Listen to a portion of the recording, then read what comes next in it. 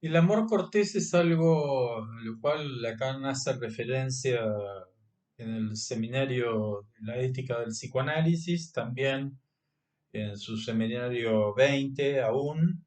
Bien, es un fenómeno que tuvo lugar es decir, en la Edad Media, un modo muy particular, es decir, de relación amorosa, donde el decir, el hombre, el caballero o el miembro de la corte elegía como dama a una mujer que no era su mujer, podía ser la mujer de otro, con la cual no había un contacto, no había ningún tipo de contacto erótico, físico, sino que la relación era una relación de palabra donde el hombre le declaraba su amor a la mujer, donde a veces la mujer estaba como en un lugar, eh, digamos, de poder o de autoridad para con él, como de someterse a los caprichos, a los deseos de ella podía poner a prueba el amor del caballero encargándole, es decir, diversas tareas. Algo de esto sobrevive en la idea de la relación amorosa como una especie de servicio militar, de estar a las órdenes del otro. Acá fue un fenómeno cultural que Lacan piensa como una sublimación y que, bien, la fórmula que él utiliza en el seminario de la ética es la de elevar el objeto a la dignidad de la cosa. Esta es la fórmula. Bien, ¿qué quiere decir esto? Lo primero que hay que entender es que justamente la Edad Media era una época donde la mujer no era precisamente un objeto muy valorado que digamos. Eh, Se podría decir que hoy en día también existe la discriminación, la victimización de la mujer, etcétera, pero bien, hay una diferencia entre nuestra época y los tiempos de la Edad Media y muy posteriores también, donde de repente la voluntad de la mujer no era tenida en cuenta para ninguna de las cosas esenciales. O sea que era terrible, y esto lo señala Lacan, era terrible la situación de la mujer, era un objeto bastante desvalorizado en un mundo donde sobre todo el mundo de la sociedad feudal era un mundo de guerreros, era un mundo de valores masculinos terribles, durísimos, y donde la mujer, bien, era un objeto sexual en el mal sentido del término, no como un objeto enigmático que causa algo, sino en el mal sentido del término, en el sentido del maltrato, o que servía únicamente, es decir, para tener hijos. O sea, un objeto muy desestimado por la sociedad. Bien, cuando Lacan dice elevar el objeto, un objeto muy desestimado, elevarlo a la dignidad de la cosa, es como ese objeto insignificante o desestimado, ponerlo de pronto en un pedestal.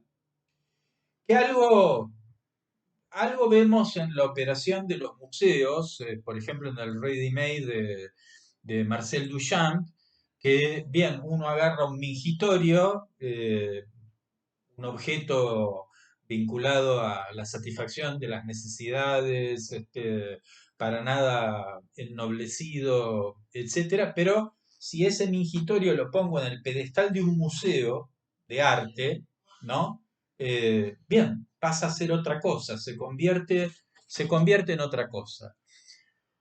Es una fórmula que yo no sé si explica la sublimación, que es un fenómeno que sigue siendo enigmático, pero es la fórmula que da Lacan ahí, ¿no? Es decir, agarrar un objeto y puede ser incluso, da el ejemplo de Lacan de cajas de fósforos, si yo colecciono cajas de fósforos y las pongo en una vitrina, yo arranco esas cajitas de fósforos la cadena utilitaria, del uso utilitario que tienen, y las aíslo y las pongo, es decir, en una vitrina, esas cajitas de fósforos dejan de ser lo que son, dejan de ser un objeto común. ¿Y qué son? ¿Qué representan? ¿O qué representa ese mingitorio, es decir, ahí? ¿O qué representa la dama, la mujer puesta en ese lugar sublime, en ese lugar que Lacan llama la cosa? La cosa en principio es un vacío en el mundo de la representación. Es decir, es algo que está excluido de las relaciones entre las cosas, excluido justamente del, digamos, del plano de lo utilitario, que justamente fíjense que el amor cortés, el amor por la dama, es un amor que no está subordinado a las funciones sociales de la formación de la familia, y donde, bien, una mujer en esa época, y también hoy en día sigue ocurriendo, bueno, estaba como un objeto utilitario o para tener relaciones sexuales, o para servir, o para tener hijos, o para satisfacer al marido, es decir, etcétera. Acá, es decir, el amor cortés de repente la arranca de todas esas funciones, no se la ama ni para tener hijos, ni para tener sexo, ni para hacer nada útil a la sociedad, ni para formar una familia, eh, nada de este orden. Entonces, de algún modo, esto que Lacan llama la cosa, que podríamos decir que es lo innombrable, lo que no tiene representación, lo que no tiene significante, lo innombrable, es un primer nombre, digamos, la cosa es un primer nombre que le da Lacan a lo real y que lo toma de una conferencia de Heidegger que se llama La pregunta por la cosa. Bien, que no importa ahora la conferencia de Heidegger, pero basta, es decir, esta idea, ¿no? Basta esta idea de un vacío en el orden simbólico, en el mundo de las representaciones que se relacionan entre sí, de las relaciones sociales, del utilitario, hay algo que está exceptuado, es decir, de todo eso, al margen de todo eso, algo del orden de lo sublime, del orden de lo innombrable, del orden de lo enigmático. Y el caballero, el trovador, le rinde honores, es decir, a esa dama, a la cual por otro lado, digamos, se la evita, ¿no? Se evita tener el contacto con ella, aparece como en el lugar de algo sacralizado, al mismo tiempo, es decir, temido. Bien, esto es al margen de lo que puede ser la costumbre social de idealizar, idealizar a la mujer e idealizarla como compensación de las desventajas que se le van a imponer por su rol dentro de una sociedad patriarcal, machista, es decir, etcétera. Entonces, idealizarla, todo el romanticismo como una compensación, como pleno, como premio consuelo de toda una serie de privaciones de derechos, sobre todo. Acá el amor cortés es otra cosa. Es decir, no es endulzar las cuestiones o crear un clima romántico para conseguir otra cosa. No es venderle espejitos de colores a la dama para lograr sus favores o lograr su obediencia. No, para nada. Acá es el caballero, es decir, el que obedece. Es un fenómeno que se dio de un modo muy restringido en esa época y es enigmático. En una época tan brutal en muchos aspectos, en otros aspectos no. La vilipendiada Edad Media tenía sus cosas interesantes, pero sin duda era una época, es decir, bueno, muy terrible y donde la situación de la mujer era, bueno, siempre ha sido complicada, pero era particularmente complicada, es decir, en ese momento. Bien, eh, Al principio Lacan pensó el amor cortés por el lado de la neurosis obsesiva, como que todos esos rituales, esos poemas, esos circunloquios, ese soñar con la dama, pero evitando, es decir, el encuentro, bueno, acá hay como mucho de neurótico, de evitar el acto, de evitar la concreción y de postergar eternamente el encuentro con la dama. O sea, así como Freud vio algo de lo religioso en la neurosis obsesiva, porque el ritual es algo que retrasa y complica, ¿no? Es decir, yo me tomo 80.000 rodeos antes de hacer lo que tengo que hacer, es ya como un modo de defenderme y de restarle impacto a eso que tengo que hacer si le meto 80.000 rituales alrededor. Y además, sobre todo, lo que quito es la espontaneidad, allí donde yo eh, ritualizo todas las cosas. Y acá se podría decir, bueno, hay una ritualización de la relación con la dama y que no lleva absolutamente a nada. Sin embargo, Lacan después cambió ese parecer y vio el amor cortés como una sublimación, no como el efecto de una represión neurótica, que el sujeto se reprime o tiene reprimido, es decir, el deseo o está imposibilitado o impotentizado para tener bueno, para que pase algo con la dama en el sentido de lo erótico, sino que Lacan dice, bien, esto es un ejemplo de una sublimación, de un modo de salir airoso, dice él, de la no relación sexual, ¿no? Es un modo de salir airoso, un modo a través de la poesía, a través de la creación, hay algo de arte en el amor cortés. Acá yo no sé si lo voy a poder recordar, porque no tengo el texto acá. Hay un libro de Fernando Pessoa que se llama Libro del Desasosiego. Vieron que Pessoa usa heterónimos. El autor del libro del Desasosiego es Bernardo Soares, que es uno de los heterónimos de Fernando Pessoa. Y hay un pasaje que se llama Una carta. Es una carta que él le escribe, es decir, a una mujer. Yo no la tengo, la he leído muchas veces y, y bien, la carta, espero no equivocarme demasiado, dice algo así. Hace un vago número de muchos meses que me ve mirarla constantemente, siempre con la misma mirada insegura y solícita. Yo sé que se ha dado cuenta de ello. Y como se ha dado cuenta, debe haberle parecido extraño que esa mirada, no siendo propiamente tímida, no esbozase nunca un significado, siempre atenta, vaga y la misma, como si estuviese contenta de ser solo la tristeza de eso, nada más.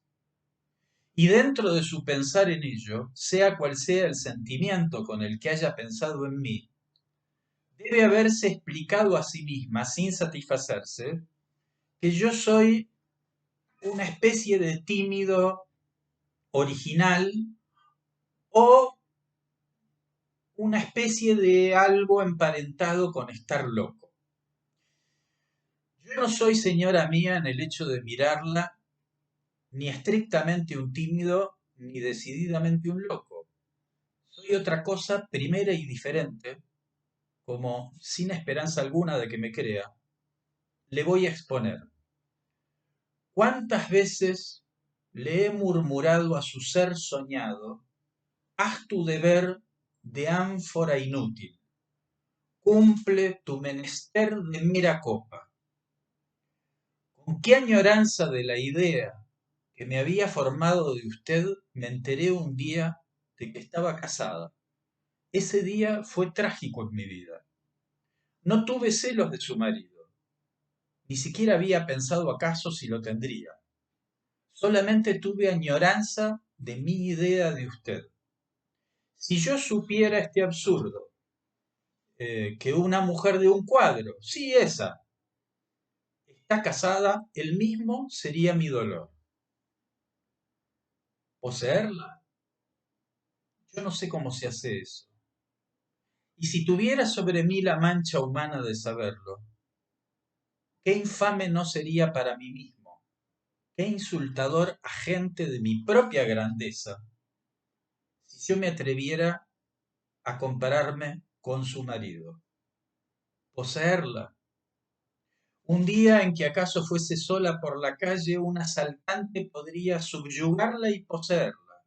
Podría fecundarla incluso y dejar detrás de sí ese rastro uterino. Si poseerla es poseer su cuerpo, ¿qué mérito hay en eso? ¿Que no posee su alma? ¿Y cómo se posee un alma? ¿Y hay alguien hábil y amoroso capaz de poseer esa alma? ¿Que sea su marido ese? ¿Querría que yo descendiese a su nivel? ¿Cuántas horas hemos pasado juntos en secreto? ¿Cuántas horas he pasado con la idea que me he formado de usted?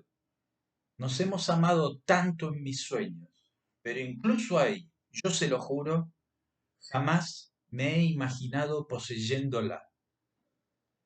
Soy un casto y un delicado hasta en mis sueños. Respeto hasta la idea de una mujer bella. Bien, esto es el texto. Uno puede decir, muy romántico, muy ilusorio. Si una mujer recibiese esta carta en la realidad, depende de la mujer. Podría romper y decir, este es un sonso. Podría inquietarse, eh, decir, bien, este es un masturbador compulsivo, o quizá un perverso. ¿Qué quiere? ¿Qué quiere de mí? ¿Qué soy yo para, para él o para alguien que aborda de esta manera? La carta tiene un valor poético, hay una poesía en Pessoa, pero también hay algo inquietante ahí. Esto es un ejemplo de lo que Lacan estudia como amor cortés y yo lo tomo particularmente cuando él dice, haz tu deber de ánfora inútil, cumple tu menester, tu tarea, de mera copa, porque es algo que Lacan trabaja en la ética. Porque en principio, vieron que cuando decimos la cultura chimú, ¿no? Eh, Uno va a un museo a ver la cultura de los antiguos pueblos originarios, etcétera, y uno ve vasijas.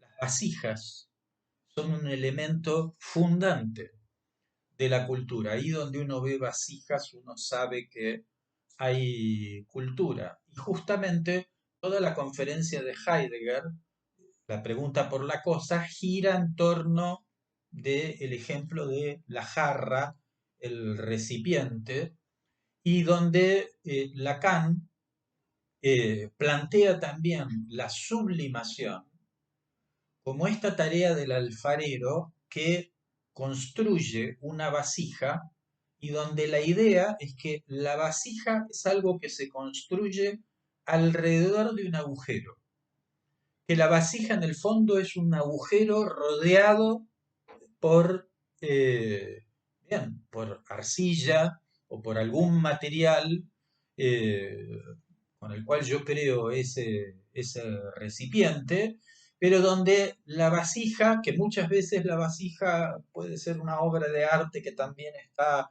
es decir, en un pedestal o en una vitrina de un museo, etcétera, puede ser un objeto que ha sido sacado ya de su función utilitaria, donde esa vasija ya no está para tomar algo, sino para exponerse ahí en el museo y hay casi como una sacralización, eso ya no se toca. Bien, la vasija como el construir algo alrededor de un agujero, donde lo central es el agujero. El agujero es la causa de esa operación o de ese trabajo de construcción de algo alrededor de eso. Esa construcción de algo alrededor de un vacío es aplicable a cualquier obra de arte.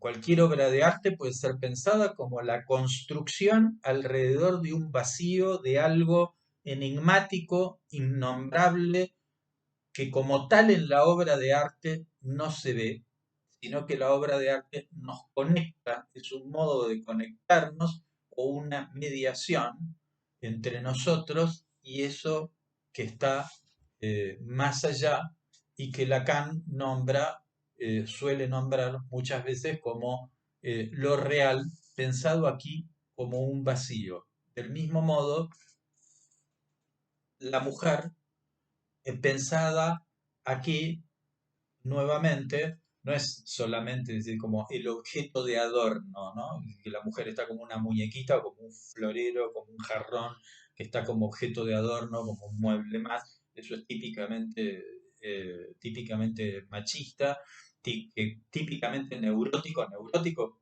para el que la pone en ese lugar, neurosis de ella si se queda en ese lugar, si se queda demasiado tiempo en ese lugar o eternamente, es decir, en ese lugar, es un problema, eso, acá es otra cosa, es decir, lo que, digamos, lo que está en juego y donde ella es una excusa para que él realice este acto sublimatorio muy alejado eh,